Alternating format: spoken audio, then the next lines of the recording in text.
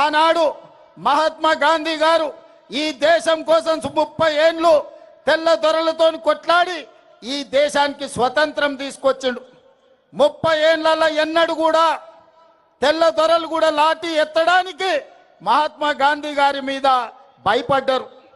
అలాంటి మహాత్మా గాంధీ గారిని స్వతంత్రం వచ్చిన మొదటి సంవత్సరంలోనే మీ తుపాకీ తూటాలకు బలైపోయిండు. అది మీ ఆరంభం. గాడ్సే వారసులు మీరు. గాంధీజీని ఆనాడు పొట్టన పెట్టుకున్నారు.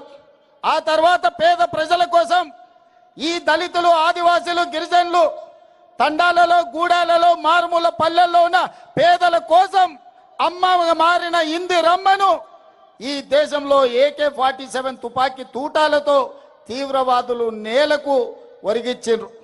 రక్తం చిందించిన జాతి ఇందిరమ్మ కుటుంబం. ఆనాడు ఇందిరాగాంధీ చేసిన త్యాగం, ఆ వారసత్వాన్ని పొనికిపుచ్చుకున్న రాజీవ్ గాంధీ ఈ దేశ సమగ్రత కోసం బాంబులు పెట్టి పేల్చేస్తే తునకలైనా దేశాన్ని ఐక్యంగా ఉంచండు. ఆయన మొత్తం తునకలైనా ఈ దేశానికి ఒక స్ఫూర్తినిచ్చిండు. చివరి రక్తపు బొట్టు వరకు రాజీవ్ గాంధీ గారు ఈ దేశం కోసమే బతికిండు, ఈ ప్రజల కోసమే ప్రాణాలు ఇచ్చిండు. మహాత్మా గాంధీ, ఇందిరాగాంధీ, రాజీవ్ గాంధీ ప్రాణాలు ఇస్తే శ్రీమతి సోనియా గాంధీ గారు ప్రధానమంత్రి, రాష్ట్రపతి పదవులను త్యాగం చేసిండ్రు. ప్రణబ్ ముఖర్జీని ప్రధానమంత్రిని చేసింది. డాక్టర్ మన్మోహన్ సింగ్ ప్రణబ్ ముఖర్జీ గారిని రాష్ట్రపతిని చేసింది. డాక్టర్ మన్మోహన్ సింగ్ గారిని ప్రధానమంత్రిని చేసింది. శ్రీమతి సోనియా గాంధీ గారు ఏ పదవి తీసుకోలే. అలాంటి సోనియా గాంధీ గారి వారసుడు రాహుల్ గాంధీ గారు 2004లో ఎంపీగా ఎన్నికైన 10 సంవత్సరాల అధికారంలో ఉంటే మొదటి 5 ఏళ్ళు మంత్రి తీసుకోలే, రెండవ 5 ఏళ్ళు ప్రధానమంత్రి తీసుకోలే. ప్రతిపక్షంలో 10 ఏళ్ళు ఉంటే ప్రతిపక్ష నాయకుడిగా మల్లికార్జున్ ఖర్గే గారిని, లేకపోతే బెంగాల్కు సంబంధించిన నాయకునికి ప్రతిపక్ష హోదా ఇచ్చిండు. కానీ 20 సంవత్సరాల తర్వాత 2024లో దేశము, ప్రజాస్వామ్యము ప్రమాదంలో పడ్డది. రాజ్యాంగాన్ని మార్చాలని, రిజర్వేషన్లను రద్దు చేయాలని నరేంద్ర మోడీ కుట్ర చేస్తుంటే ఈనాడు ప్రతిపక్ష నాయకుడుగా రాహుల్ గాంధీ గారు బాధ్యత తీసుకున్నారు. మరి నేను అడుగుతున్న, ప్రతిపక్ష నాయకుడిగా రాహుల్ గాంధీ గారు చేసిన నేరమేంది, ఘోరమేంది? మొట్టమొదట ఈరోజు ఒక నేపథ్యాన్ని చెప్పాలి.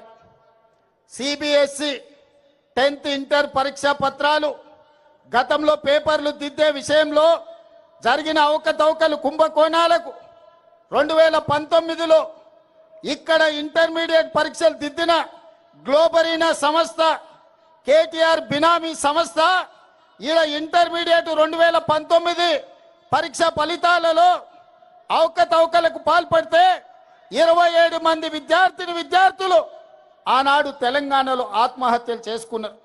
ఆ రోజు ప్రతిపక్ష నాయకుడిగా, పార్లమెంట్ సభ్యుడిగా ఆనాటి ప్రభుత్వం మీద కొట్లాడితే కోర్టులు ఆదేశాలు ఇచ్చినాయి, గ్లోబరీనా సంస్థ మీద క్రిమినల్ కేసులు పెట్టి చర్యలు తీసుకోమని. కానీ KTR అయిన బినామీ సంస్థ, ఆయన చీకటి మిత్రులైన గ్లోబరీనా సంస్థ యజమానుల మీద క్రిమినల్ కేసులు పెట్టలేదు, అరెస్టులు చేసి జైలుకు పంపలేదు. వాళ్ళ మీద ఎలాంటి చర్యలు తీసుకోకపోను వాళ్ళు బ్రహ్మాండంగా పనిచేస్తుండ్రని వాళ్ళకి ఎక్స్పీరియన్స్ సర్టిఫికెట్ ఇచ్చిండు.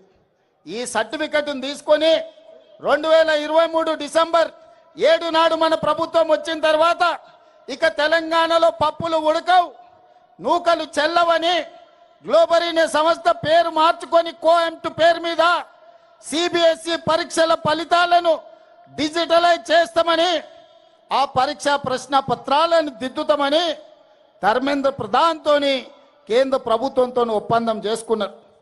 ఆ టెండర్లో కేవలం వాళ్ళకి సరిపోయే విధంగా, గ్లోబరీనా సంస్థకు సరిపోయే విధంగా నియమ నిబంధనలు పెట్టి CBSE పరీక్షలను దిద్దే కాంట్రాక్టు తీసుకొని అందులో అవకతవకలకు పాల్పడితే లక్షలాది మంది విద్యార్థుల భవిష్యత్తు గందరగోళమైతే పరీక్షా పత్రాలను దిద్దింది రద్దు చేసి CBSE మళ్ళీ పరీక్షా పత్రాలను మళ్ళీ దిద్దాల్సిన పరిస్థితి. దాంతో చాలా మంది విద్యార్థులు ఆత్మహత్యలు చేసుకున్నారు. ఆనాడు బీఆర్ఎస్ ప్రభుత్వంలో ఇంటర్మీడియట్ విద్యార్థుల జీవితాలతో చెలగాటమాడిన గ్లోబరీనే సంస్థ మీద క్రిమినల్ కేసులు పెట్టి అరెస్టులు చేసి జైలుకు పంపకపోవడం వల్ల కేటీఆర్ బినామీ సంస్థ అయిన గ్లోబరీనా కేంద్ర ప్రభుత్వంలో సిబిఎస్ఈ ప్రశ్న పత్రాలను పరీక్షలను తమ అవినీతికి వాడుకున్నారు. ఇదే కేటీఆర్ ఢిల్లీ బీజేపీలతో మాట్లాడి వాళ్లకు కాంట్రాక్టులు ఇప్పించడు. ఆ విధంగా సిబిఎస్ఈ పరీక్షలు ప్రశ్న పత్రాలను కుంభకోణాలకు పాల్పడ్డప్పుడు ఈ కోఆంట్ సంస్థను మీరు అరెస్టు చేయకపోవడము, కేంద్ర ప్రభుత్వం చర్యలు తీసుకోకపోవడం వల్ల నీట్ పరీక్షల్ని నిర్వహించే వాళ్ళకు కూడా ధైర్యం వచ్చింది, దొంగతనం చెయ్యాలన్న ఆలోచన వచ్చింది. జాతీయ స్థాయిలో నిర్వహించే నీట్ పరీక్షల్లో ప్రశ్న పత్రాలను బజార్లో పల్లి బఠానీలలా అమ్ముకున్నారు. రాజస్థాన్ కోటాలో, మధ్యప్రదేశ్లో, వివిధ ప్రాంతాలలో బీజేపీ ప్రభుత్వం ఉన్న రాష్ట్రాలలో నీట్ పరీక్షల ప్రశ్న పత్రాలను తెగ నమ్ముకొని కోట్ల రూపాయలు సంపాదించుకున్నారు. అందుకే ఇవాళ వేలాది మంది విద్యార్థులు సిబిఎస్ఈలో జరిగిన అవకతవకలు, నీట్ పరీక్షల్లో జరిగిన అక్రమాలను చర్యలు తీసుకోవాలి, కేంద్ర మంత్రి ధర్మేంద్ర ప్రధాన్ను మంత్రివర్గం నుంచి బర్తరఫ్ చేయాలి అని ఢిల్లీ వీధుల్లో వేలాది మంది విద్యార్థులు కదం దొక్కిరు. తప్పు జరిగిన కేంద్ర ప్రభుత్వం, ప్రధానమంత్రి నరేంద్ర మోడీ ఈ దేశ ప్రజలకు క్షమాపణ చెప్పి ధర్మేంద్ర ప్రధాన్ను బర్తరఫ్ చేయాల్సింది వదిలేసి నిరసన తెలుపుతున్న వేలాది మంది విద్యార్థుల మీద లాఠీ చార్జ్ చేసి బాష్పవాయువు గోళాలను ప్రయోగించండు, తుపాకీ తూటాలను పేల్చండు, వందలాది మంది విద్యార్థులను గాయపరిచిండు, తలకాయలు బగలగొట్టిండు, చేతులు విరగ్గొట్టిండు. నేను ఇవాళ తెలంగాణ సమాజాన్ని, యువకులను నేను అడుగుతున్నా, విద్యార్థుల జీవితాలతో చెలగాట మాడిన ఈ సంస్థల్ని వైఫల్యం చెందిన కేంద్ర మంత్రిని వదిలేద్దామా? ప్రశ్నించినందుకు ప్రజల్ని పశువులలాగా చితకబాదిన కేంద్ర ప్రభుత్వాన్ని వదిలేద్దామా? అందుకే మన నాయకుడు రాహుల్ గాంధీ గారు ఇలా వదిలేస్తే కుదరదు. ఈ దేశంలో అక్రమార్కులు పెరిగిపోతున్నారు. కేంద్ర ప్రభుత్వం అండతోటి లక్షలాది మంది విద్యార్థుల జీవితాలతో చెలగాటమాడుతున్నారు. నీ సంగతి తేలుస్తాని మల్లికార్జున్ ఖర్గే ఇంటి నుంచి నరేంద్ర మోడీ ఇంటి ముట్టడికి బయలుదేరిండ్రు కాంగ్రెస్ పార్లమెంట్ సభ్యులు. దానికి నాయకత్వం రాహుల్ గాంధీ గారు, ప్రియాంక గాంధీ గారు వహించారు. దౌర్జన్యం చేయలే, రాళ్ళు విసరలే, నరేంద్ర మోడీ ఇంటి మీద ఎలాంటి దాడులకు పాల్పడలే.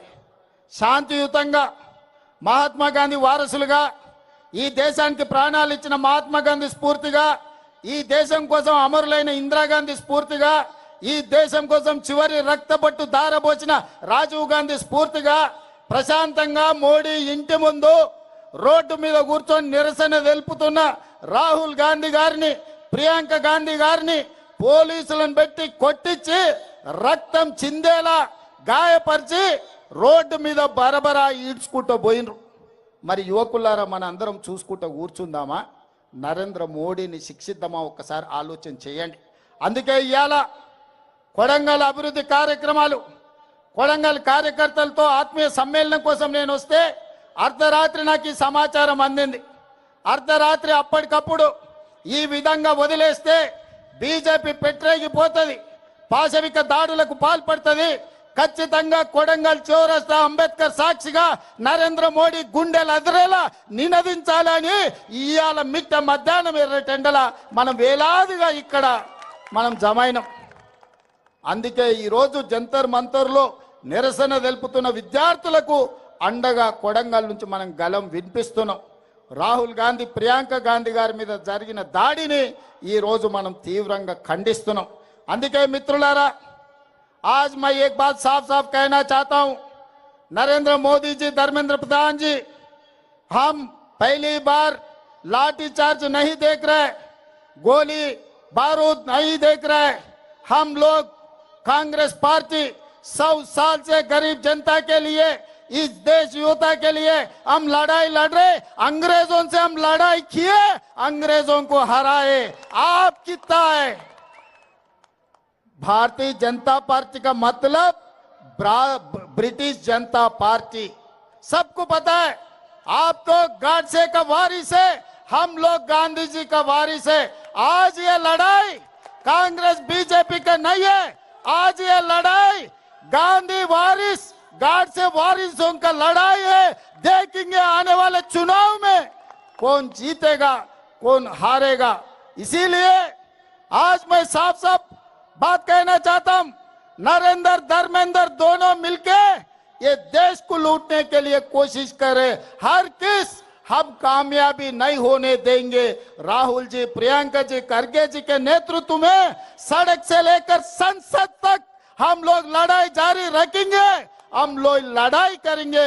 आपको इस जंग में आपको हरा देंगे। मोदी जी, ये बच्चों के जीवन से, इस देश से आप खेल ले रहे। आप लोग झूठ बोलने से ये देश खामोश नहीं बैठने वाले। इसीलिए आज इस देश में सब जवान खड़ा होकर मोदी जी के खिलाफ लड़ने के लिए तैयार हो गए। हमारा मदद ये युवता को है, कांग्रेस पार्टी ये नौजवानों के साथ मोदी के खिलाफ लड़ने वाले हैं आने वाले दिनों में।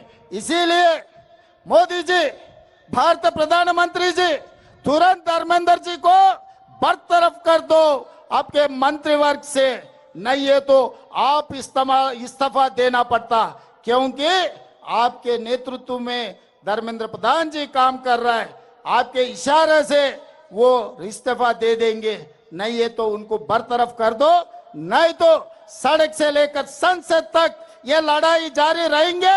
तेलंगाना से ये जंग शुरू हो जाएंगे। इसीलिए आज कोडंगल से अंबेडकर के सामने आज हम प्रतिज्ञा ले रहे, आपको आने वाले दिनों में कुर्सी से हटाएंगे, राहुल जी को प्रधानमंत्री कुर्सी में बिठाएंगे। आप लोग सब तैयार है? आप लोग तैयार है? तैयार है? तैयार है? तैयार है? जो तैयार है हाथ उठाओ। जय कांग्रेस, जय जय कांग्रेस, जय कांग्रेस। ధన్యవాదాలు మిత్రులారా। కాంగ్రెస్ పార్టీ మోదీ డౌన్, మోదీ మోదీ మోదీ మోదీ గట్టి చోర్। మూడు రంగుల జెండా బట్టి సింగమోలే కదిలినాడు ఒక్కరో కాంగ్రెస్ సూర్యుడు, మన రేవంత్ అన్న నిగ్గదీసి అడిగే మునగాడు। వీడు భూమిన వానైతాడు, బీద సాదల ధైర్యం వీడు, దొంగ దొరల భరతం పడతాడు, మన రేవంత్ అన్న పేద ఇంటికి పండుగ తెస్తాడు।